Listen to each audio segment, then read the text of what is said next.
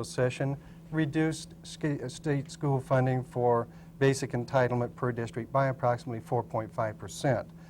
At the same time, the state reduced the per student or per A and B entitlement also by 4.5%.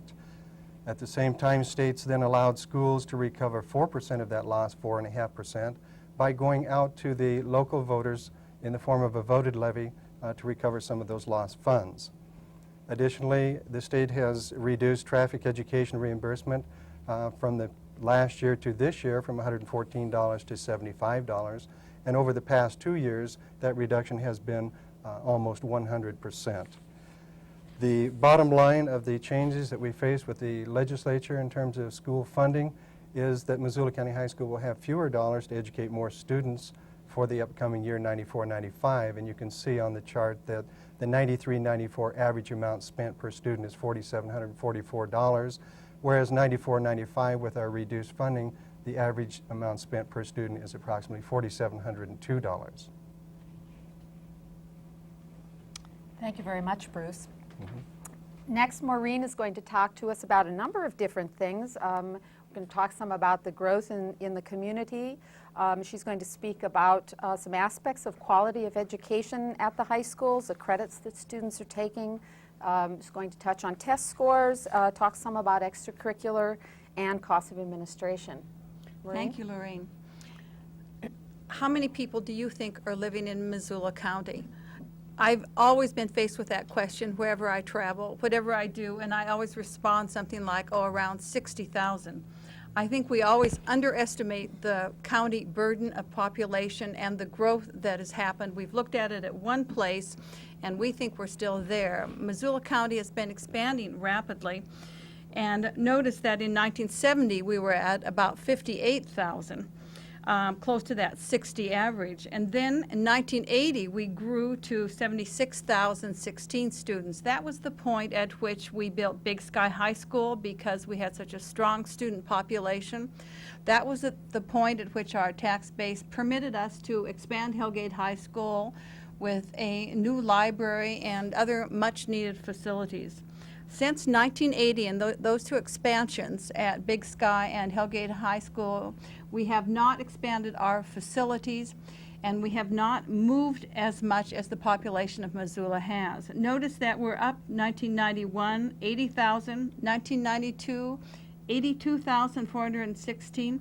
Then we move on to the projections. By the year 2000, we'll be at 91,000 people in Missoula County. And notice that in Missoula County High Schools, we serve in our 4 schools, as Mr. Moyer mentioned, Hellgate, Big Sky, Sentinel, and Sealy Swan. We serve all the schools, students, except for the students that are in Frenchtown.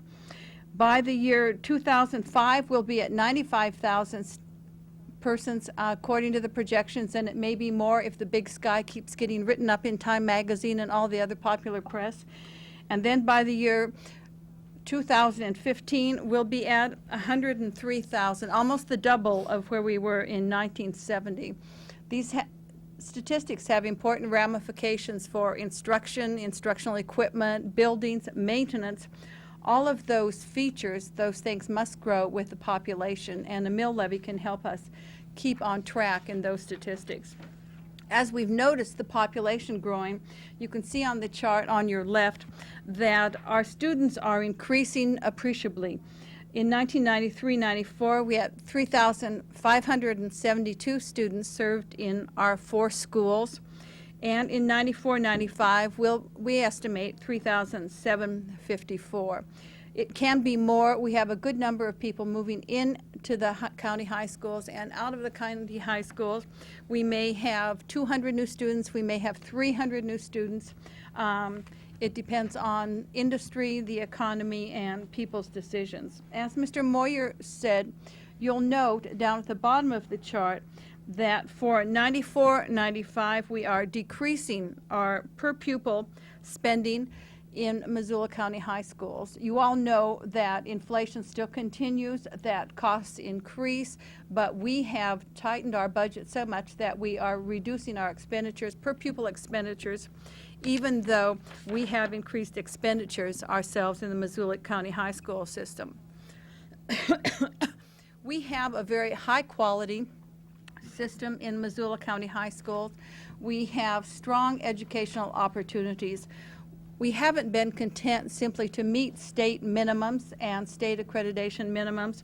You'll notice on the left of the chart that we have the state minimums of 20 credits, and then we have the 22 credits, which are Missoula County High School required credits. We require additional social studies. We think that's important for the developing global society. We require additional credits in health and recreation, keeping healthy bodies and healthy minds.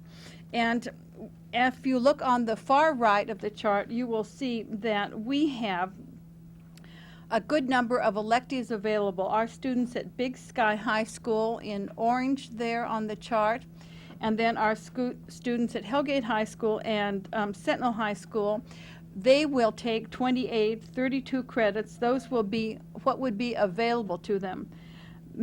Very few of our students graduate with the 22 credits that are required. Many of them take advantage of the elective opportunities, those 32 credits available or those 28 credits available. Those electives are very important in forming them for society.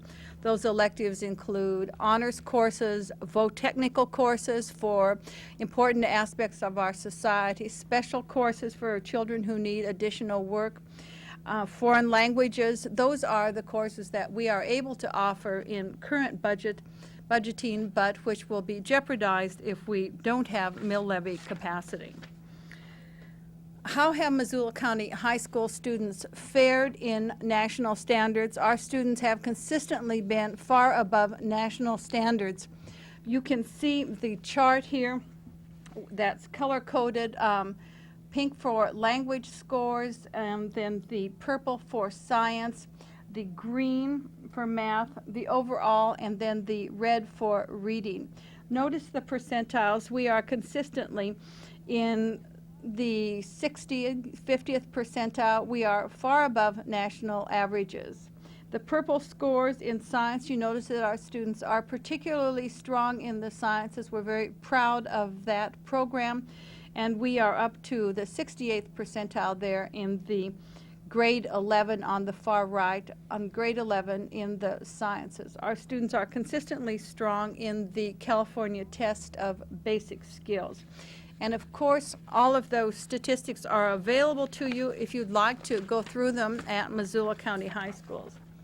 The SAT, or the Scholastic Aptitude Test, is extremely important for students. Our students, as they are juniors and seniors, will take the Scholastic Aptitude Test or the American College Test, SAT, ACT. Notice that as you look at the verbal scores on the left side, that the national verbal mean is 424, a score of 424. The state is the next score at 459, and then Missoula County High School students at 470. We are on an ascending chart. We are higher in Missoula County High Schools on those national scores than other students in Montana, quite a bit higher than those in the nation. If you look at the math scores, that was verbal on the left, and then we look at the math, the national score, mean score, is 478. The state is good, 516, maybe because of the Good Sims project we have going on now. And Missoula County High Schools are at 529. Those are very good scores. Let's just look at the national scores. That 424 compared to our 459 is really significant, we think. I think some people have noticed that our ACT or SAT scores have declined by 0.5 percentile over a period of some years. I think we should notice that what we have now is more and more students going to university, going on to post-secondary education. More and more students are taking SAT scores, for example. At one point, SATs were only taken by students going east to college. The ACT scores are similarly strong. We have a let's look at the composite first on the far right.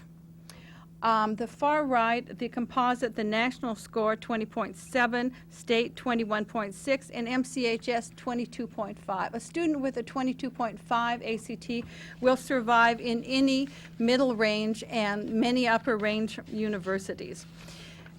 We're terribly interested not only in the minds of our students, but we know that we want them to be healthy, and we know that our activities are extremely important to the students, extracurricular activities.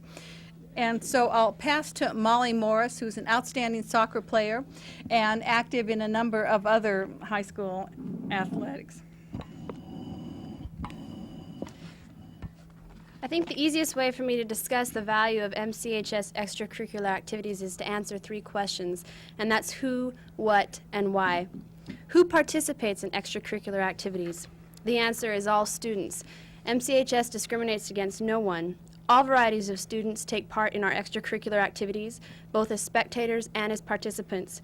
Boys and girls of every size, shape, color, as well as differing ability enjoy these activities.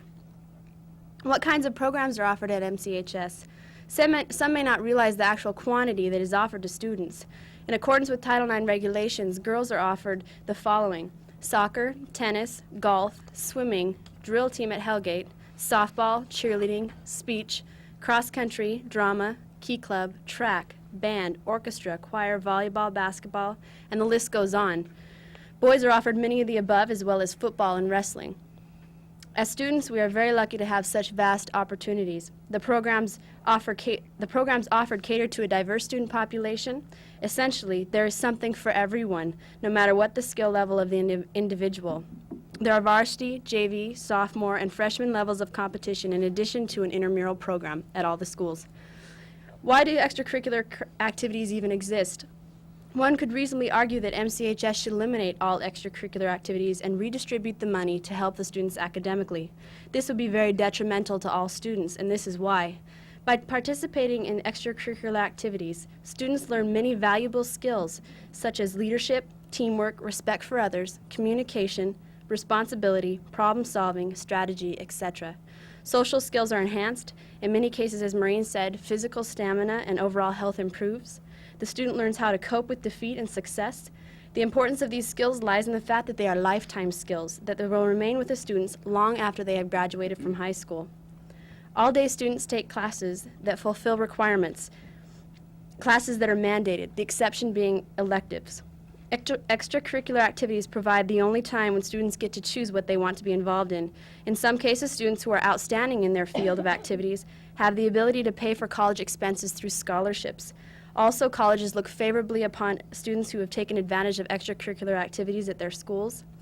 They are an important aspect of every high school.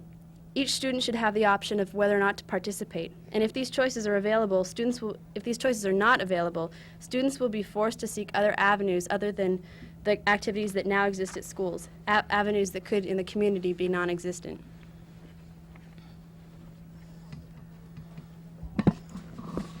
I think I'll pick up a little more on those activities too. You have seen that chart that was on there. Notice that our students are also carrying part of the weight of the cost for those activities, that there is a participation fee of $15 per activity, and it may well need to go up to $20 per activity. We have not increased the dollars going into activities for a number of years. All new dollars have gone into the instructional part of it, although we value greatly those activities. I've noticed recently, as my daughter's been preparing to apply to universities year after next, that they want to know what activities they've been involved in. Scores are good, grades are extremely important, but there's always a line for the activities and the work that they've done outside school. As we administer this school system, we're much leaner than other administrative structures in the state of Montana. You'll notice on the chart that in 1981-82, we had 5 administrative positions in the central administration. A superintendent, assistant superintendent, curriculum director, transportation and building use director, and personnel director. We reduced that in 1988, the green chart, to 4 positions. And then coming to 1993, where we are at the orange part, 1993-94, this current year, we have gone from that 5-person administrative structure in the central office to 3.5 persons. The superintendent, assistant superintendent, the director of business services, and the half-time curriculum director. We have shared that person with the outlying areas, believing that we want to have curriculum coordinated, articulated with the other areas. As we go into the unified district, in 1994-95, we will have further reductions in administrative structures because we will have 1 superintendent managing the 2 districts. We will have 1 assistant superintendent managing the 2 districts. We will have 2 types of business services, and we will have 1 curriculum director, 1 personnel director managing those 2 districts. We are lean, sparse, tidy in our administrative costs, and we believe that there are very few businesses in the community that would be able to operate with as low an administrative balance as we have. Thank you, Lorraine. Thank you very much. Now Dave McCleary is going to talk to us a little bit more about the value of education at the high school as from the parent's perspective. I'd like to discuss and make a few remarks about the quality of our education. First off, as a parent, I appreciate that Missoula County High School can add 2 credits to that state minimum, and also that Missoula County High School can offer 6 to 10 additional credits beyond the county requirement. I see this as an opportunity.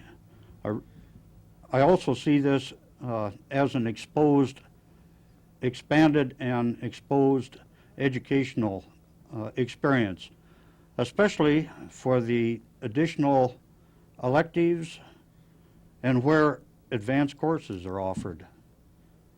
I believe that the test results are very competitive nationally and represent a good rating for Missoula County High School's educational product. I see that educational curriculum, I see extracurricular activities as a necessary part of the total education package for the following reasons. It allows the students to focus on areas of special interest. It also allows them to try experiences beyond the core, to supplement classroom experiences, and also to encourage daily attendance at our schools, the motivator. I'd like to visit just a minute on the role that volunteers, particularly our students and our seniors and our parents, contribute to the cost of administration.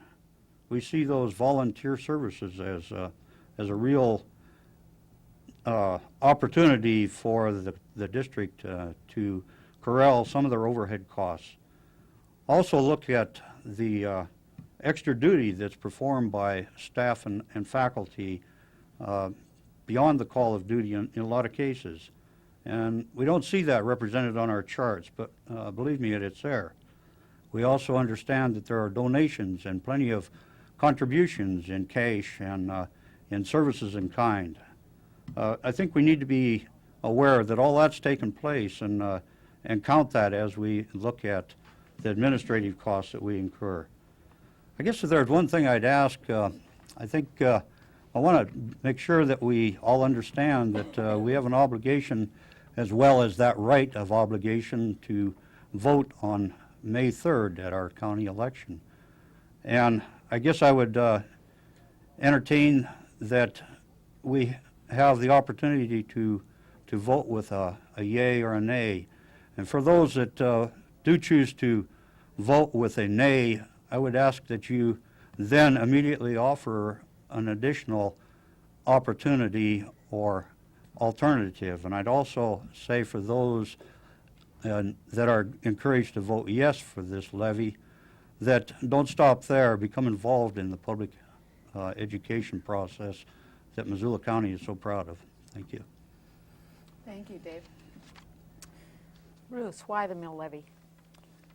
Speaking to why the mill levy, I spoke briefly a few moments ago about legislative action, and I would like to refer to the chart that we have up now and Specifically, in the last special session, the legislature again opted to reduce school funding by 4.5%. You can see that on the left-hand side of the chart. What that means to Missoula County High School is we came down from an existing budget of $16,912,852 down to what the state calls an adjusted level of budget, the $16,151,774. From that point, that adjusted budget, then the state is saying that we can increase our budget by 4%, and that 4% increase would be based upon an increased number of students. As explained earlier, Missoula County High School, for funding purposes, will increase the student count by 182. With that increased student count, the 1994-95 school budget would be the top figure you see there of $17,653,726. Of the voted levy amount, you can see on the chart that the new money amount would be $740,874. As mentioned a little bit earlier, we do expect a head count increase of between 200 and 300 students. If that be the case, then we would receive less per student in terms of increased dollars than what we currently spend to educate a student at Missoula County High School. On the next chart that we have, the two amounts, the existing amount of money that we are currently revoting, and it's money that we have in the 1993-94 budget, that coupled with the new dollars of $740,874 is the amount of the voted levy, which is $1,501,952. I would like to emphasize that out of that voted levy, again, $761,000, or over half of that, is monies that we currently have in the 93-94 budget. Thank you. Thank you, Bruce. Mary, tell us a little bit more about what this means. I would like to refer back to the chart which showed increasing student numbers coming into the community. And if you'll recall a little while earlier this evening, Maureen shared that from the 91 and 92 census, we show in our county our population growing from 80,479 to 82,416. For this school year, 1993-94, we saw an increase in students, and for next school year, we will grow by about 182 students as the state allows us to count. But if you will notice, below that bar chart, there is a statement that says the actual number of enrolled students is estimated to increase 200 to 300 students. At this point in time, our high schools have students enrolled for classes for next year. And at Sentinel, we see an increase of 60 students coming in. At Hellgate, an increase of 30 students coming in. At Sealy Swan, growth from 119 to 129. And at Big Sky, another increase of nearly 200 students to that high school. The growth in the budget of $740,000 of new money allows for us to be able to provide for those students coming into our system the needed teachers, techs, supplies, equipment, computer access, software support, media materials, and furniture. This would provide students to be educated at a cost of $3,700 for those 200 new students coming into the district. In addition to that, this levy also means that we will be able to provide the learning for our children at the same rate that we are providing right now, and that is the revote of $760,000 that is currently operational money for the district. Thank you, Mary. Bruce, tell us some more about the financial impact that that's going to have on all of us. Okay, very well. In terms of all of the funds that taxpayers pay for Missoula County High School, there is far more than just the general fund. The general fund is the one fund that we have a voted levy on that voters have an opportunity to cast their vote. But in addition to that, we have several other budgeted funds. Of those, we have a debt service fund, which is currently being used to pay off the long-term indebtedness for Big Sky and for Hellgate Addition from 1980. Additionally, we have a transportation fund. The transportation fund is for our busing contracts, and that particular fund will be going down from this year, in terms of mills from 4.15 mills down to 4 mills, primarily as a result of combining some bus routes with School District Number 1 in Missoula. We also have a building reserve fund that is currently at $300,000 per year and is used for some of the major renovation projects, such as re-roofing some of our high school buildings. We also have an adult education fund that has gone from 1.95 mils in the current year down to next year it will actually be 1 mil, and that was due to legislative action, actually somewhat of an oversight, but nevertheless it does mean a reduction in terms of mills. All of those budgeted funds represent a decrease in millage for next year. The bottom part of the chart shows the millage that is going to be required for the general fund for Missoula County High School, and the pink portion shows that the current mills for 93-94 are 51.43, and for 94-95 going to 55.09. That is actually an increase of 3.66 mils, but when combined with all of the other budgeted funds, the total increase, as it's indicated over on the right-hand side of the chart, is less than 1 mil. It's actually 0.81 mils. If you figure that on an $80,000 home, 1 mil would cost $3.08, and this represents somewhat less than 1 mil, then we believe that all of the budgeted funds for next year would cost a taxpayer in the Missoula County High School District somewhat less than $5. There is some allowance in that figure because, as you see at the top, we have listed the 93-94 mill value at $113,882. The 94-95 mill value of $120,000 is an estimate at this point in time and will not be known for sure until the Department of Labor the Department of Revenue releases that figure sometime in July. Then we actually have the accurate mill amounts.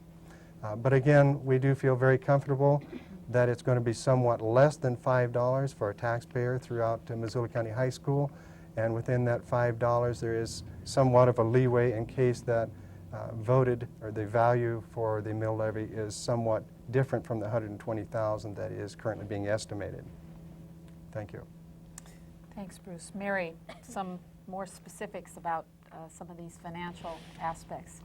If the mill levy fails, the Board of Trustees for the district is looking at a reduction of somewhere around $1.1 to $1.2 million. The reason for that reduction is the reality that $760,000 of the mill levy election happens to be current operating money.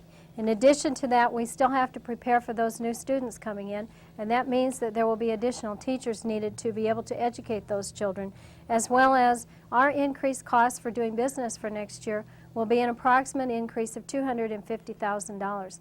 Thus, the board is looking at a possible reduction somewhere between $1.1 and $1.2 million. If you'll focus on the chart, you will see that it is broken into two parts, the first part being administration and support, and the second part being instruction. As Maureen had already pointed out, you will see that we are pretty lean administratively, so we've taken a look to see whether or not we could take additional cuts in the administrative area. In looking at administrative cuts, which would include a curriculum coordinator, that's a 0.5, and a bookkeeper, as well as lunches for those who provide supervision for the lunch program, and then reducing hours of some aides in the library media program, as well as the young family program, and reducing some resource time for teachers in the classroom, as well as the food service program at Sealy Swan, we can only come up with about $154,000 worth of cuts. Thus, the board has had to look at the instructional program. And in looking at the instructional program, you can see that the extracurricular activity program is listed for a reduction somewhere between $34,000 and $1.1 million, because $1.1 million is the total cost of the extracurricular program. In addition, the board is looking at a reduction of equipment and supplies for instruction, and that totals nearly $50,000, as well as repair and computer software, that's approximately $14,000, a reduction of field trips, $3,000, and a reduction of service for special education programs not mandated by IEPs, which are expected by the federal government, and that would be a reduction of about $14,000. In addition, because of the uncertainty of this vote, our board has had to take action on a reduction of 66 classroom teachers who currently are teaching our students, and that happens to be the current students enrolled and not taking into consideration new students for next year. As our board is continuing to work on these reductions, they are looking at some form of a balance possibly between extracurricular and the classroom, but they are also looking at possibly taking extracurricular by itself as well as the instructional program by itself. If the instructional program is reduced, we will see class sizes increase to to between 26 and 30 students in a classroom. We will see an opportunity for students to not be able to have elective opportunities because the teachers remaining will be needed to provide regular classroom instruction just to meet the requirements. The board is also looking at a reduction in our graduation requirements. If the mill levy passes, the board has taken steps to prepare for the expenditure of the new $740,000. On the chart that is placed before you, the board has prioritized instructional needs, and you can see that in the instructional area, the board is looking at somewhere around $459,000 to be put into the instructional program.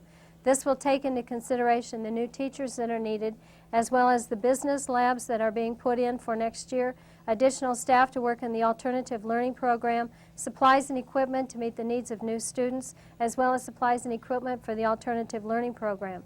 In addition to that, the board is looking at where to proceed with ADA for next year. We are required to meet the federal government's standards for Americans with Disabilities Act. And in the support for instruction, the board is looking at somewhere around $645,000 of defined needs. As well as that, the board has identified fixed costs for next year, and that will be about $250,000 that has to be planned for. The board is looking at trimming from the requests and from the needs within the district for next year $1.3 million worth of requests and needs to be able to educate the new children as well as the current children in our district. So the board will be looking at trimming $1.3 million to approximately $740,000 new money. Thank you. Thank you, Mary. Well, we've heard a lot of information in a short period of time. I'm sure some of you have questions relating to what you've heard this evening or about other aspects of the operation of the high schools and the education of public high school students in Missoula County. Most of the folks you've heard speak tonight have been speaking almost daily over the past couple of weeks at various meetings and media events in an attempt to provide as much information as possible to as many Missoula County citizens as can be reached. So now we're ready to take any calls that you might have. As you call, please have your question ready so that we may make good use of the time that we have left in our program tonight. And I have also a number of questions that we can start out with if we don't get any calls immediately. You'll notice on your screen that the phone number is 542-6228. So please call with your questions. Mary, I had one question that I was asked just recently about what was going to happen to adult education. Could you answer that, or perhaps somebody else could answer it? The adult education program is a program that is funded by state law with the levying of 2 mills. We currently have a very healthy adult education program that serves a vast number of people within our community. Because of the vote in November, which unified District 1 with Missoula County High Schools, we will be losing 1 mill for the levying of the adult education program. Representative Mike Cadis in special session attempted to get that law amended so that we would continue a levy of 2 mills, but as a result of the unification vote and some flaw in the legislative action, we will be levying only 1 mill for adult education. Thank you, Mary. It looks like we have a call on line 1. Hello, we're ready to take your call. Hello. Uh-huh.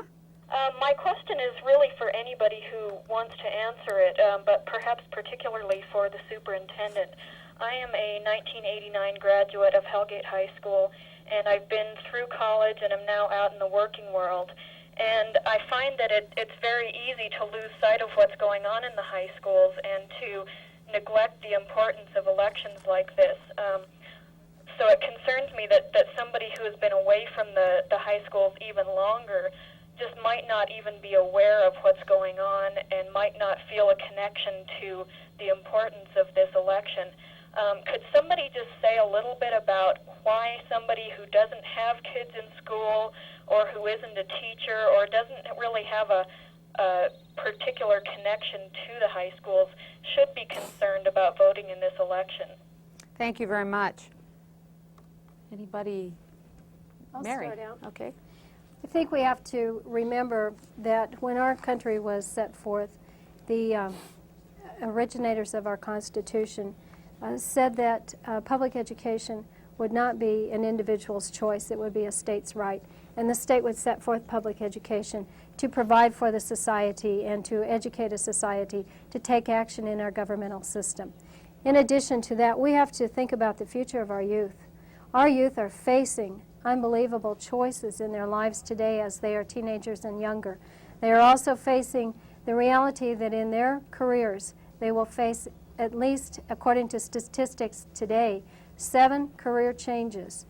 When I was facing career choices, we were told that we would be facing approximately 5 job changes. 7 career changes is an unbelievable expectation for our children to be prepared for in making choices in their lives.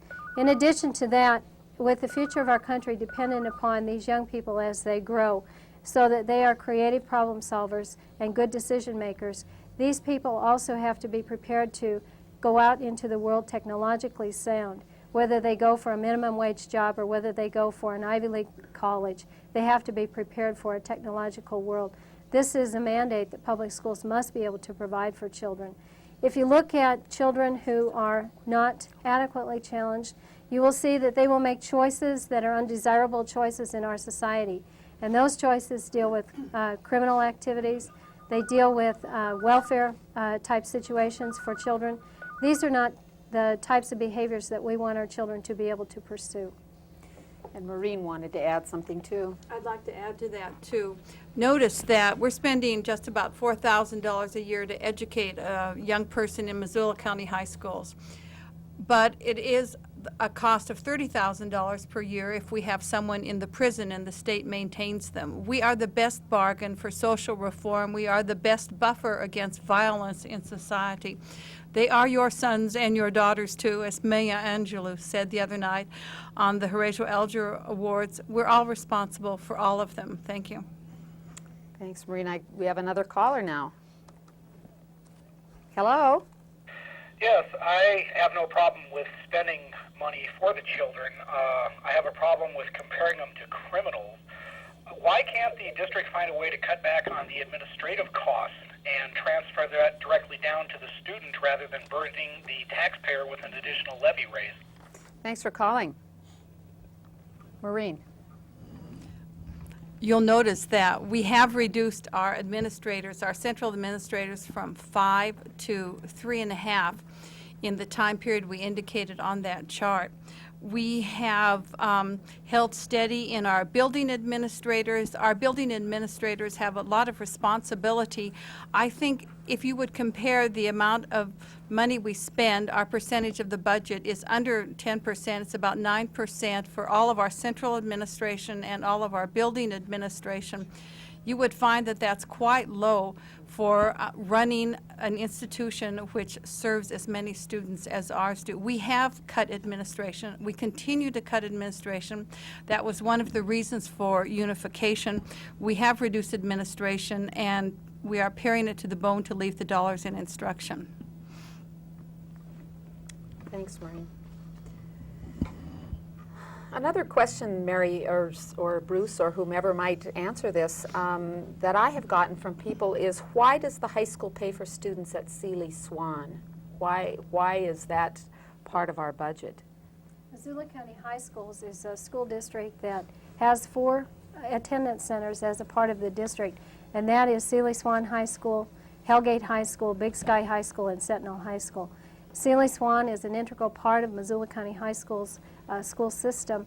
It has 119 students. By the year 2000, we are expected to have 200 students at Sealy Swan High School. They are a regular part of the instructional program for the district. Okay, that makes sense.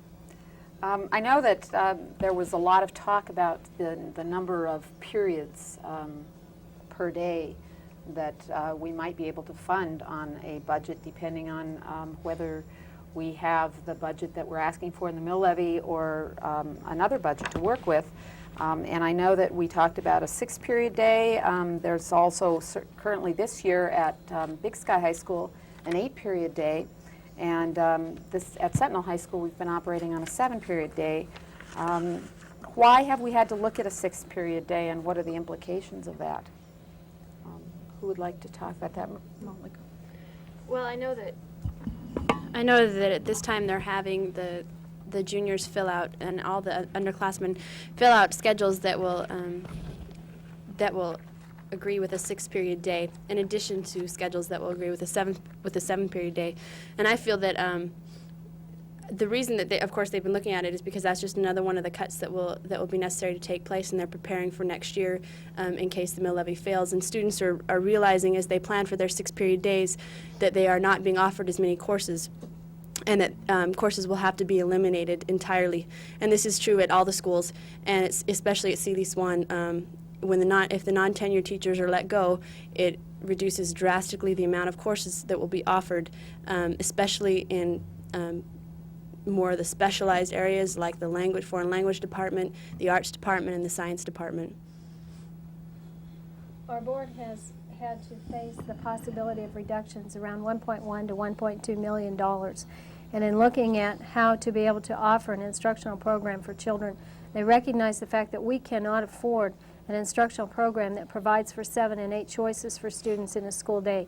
The majority of our students are pursuing this opportunity and are taking advantage of 7 and 8 choices in a day. As they look at planning for next year, one of the options that they asked us to prepare for would be a 6-period day if we are faced with sizable cuts such as $1.1 million. Offering a 6-period day is a much cheaper way to provide instruction for children.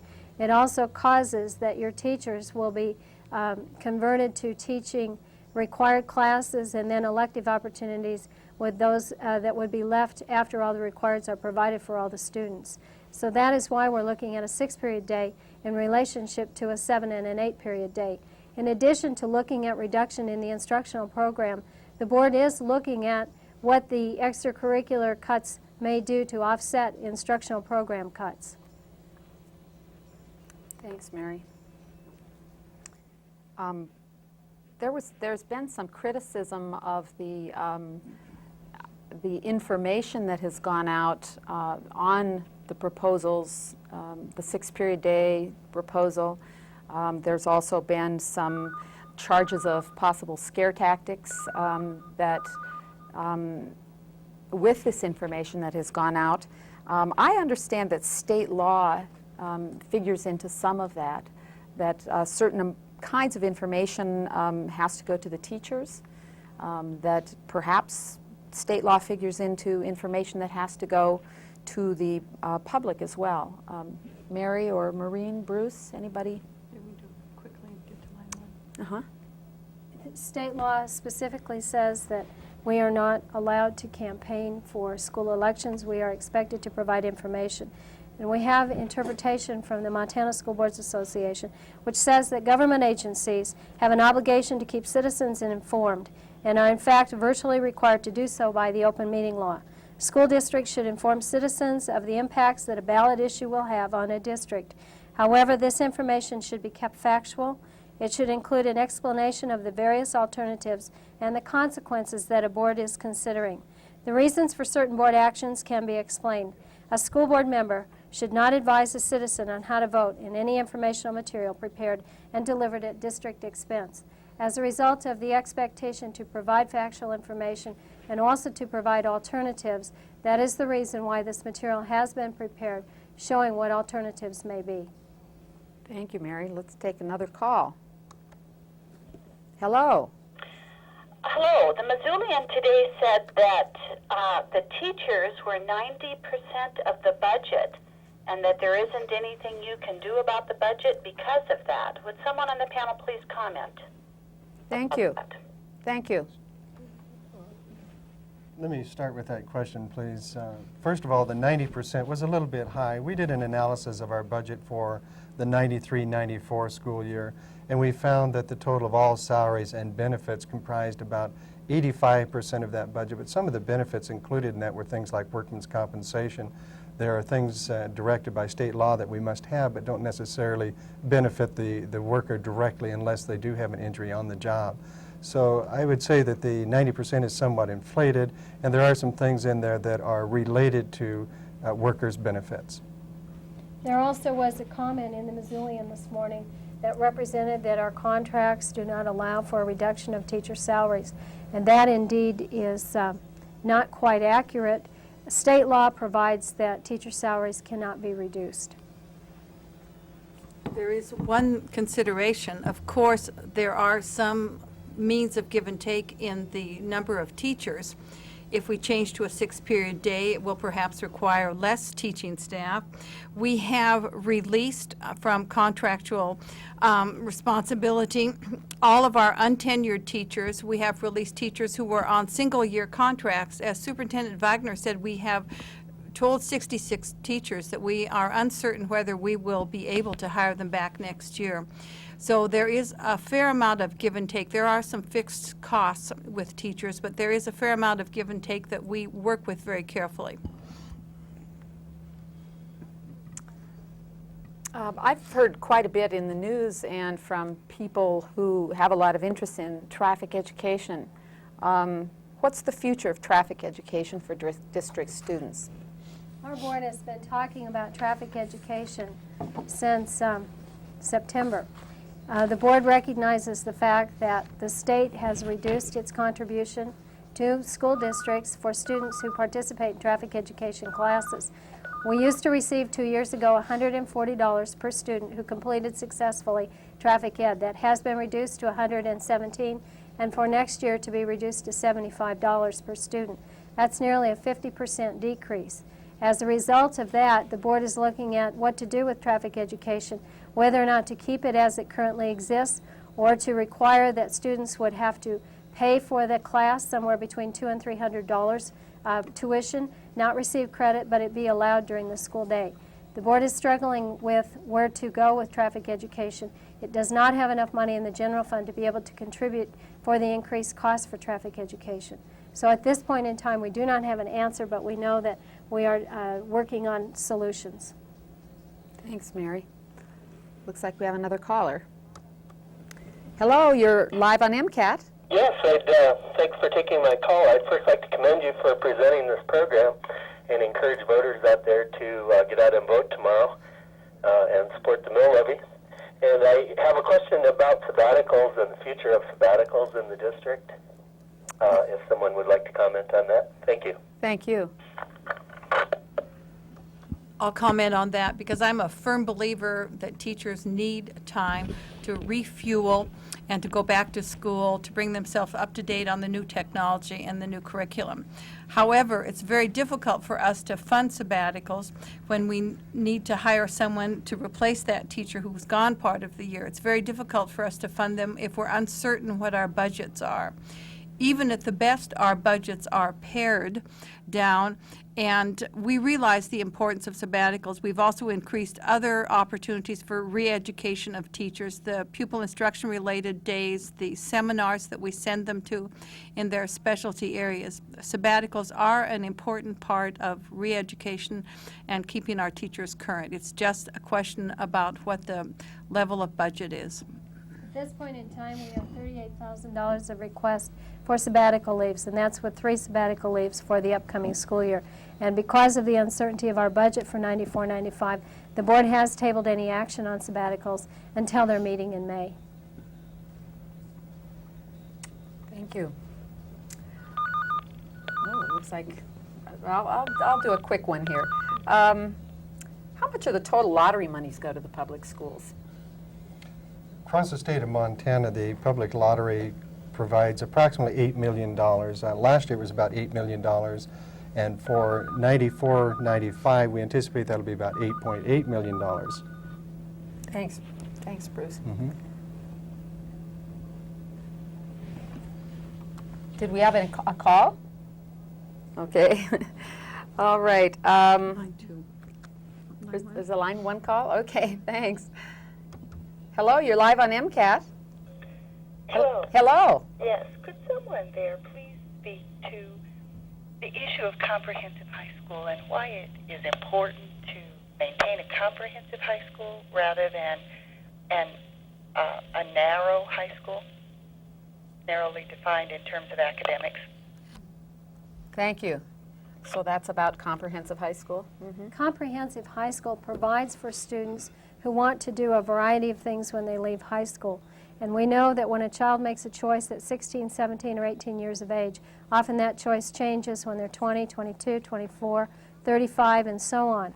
A comprehensive high school provides for a student to be able to go into the workforce, if that is the student's choice, and then later on take any type of post-secondary training or go into the military. Comprehensive high school also provides for a student to compete in any type of an academic environment that a child may choose. A comprehensive high school should also prepare a child to go into a homemaking environment and to be able to provide proper parenting skills if they should have children, as well as being contributing citizens within the community. A comprehensive high school also provides for students the challenge to be able to take advantage of everything there is to be offered in a high school, and it prepares a child so that when a child enters post-secondary training, that child may not have to spend post-secondary dollars doing remedial kinds of work, that child will be able to progress very satisfactorily and not have to spend additional time in higher education where the cost is far more significant than the tax on a public school. Thanks, Mary. And Molly wanted to add something. As a senior at Sentinel High School, I'm getting on ready to go to college, and I feel as if our high schools now are quite comprehensive, and I feel as if I'm prepared to go on to college and I can compete with anyone there. I worry, though, about the people who are following in my footsteps, and I worry about the lists of cuts, and that if these children don't have the opportunity to take the same courses I did, that they might not be as prepared. If the high schools become more narrow, they will not be able to compete as well in the workforce or in their separate colleges, wherever they choose to go. Thanks, Molly. I've heard the figure of, Bruce, maybe you could talk about this. I've heard the figure of $55 million as an increase throughout the state in property tax dollars. How much of that is pertinent to Missoula County high schools? Well, I've heard that figure tossed around, and I think a number of people may attribute that to Dave Lewis out of the governor's budget office. And the $55 million, I really have not received direct information on that. What I understand that possibly could be is an increase if all school districts across the state of Montana could increase their budget to the maximum that they are allowed by law, that being the 4%. There are quite a number of school districts, however, that would not really do that, and Target Range might be an example here in the Missoula area, because if they were to increase their budget by 4%, that would mean a voted levy of around $140,000. They feel somewhat strongly that they would not pass a levy at $140,000, so they would offer to the voters something less than that.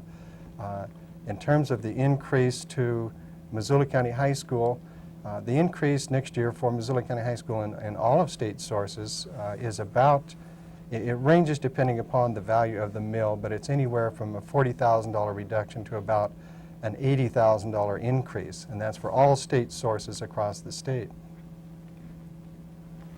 Thank you. Thanks, Bruce. Back again, maybe talking about extracurricular activities a little bit.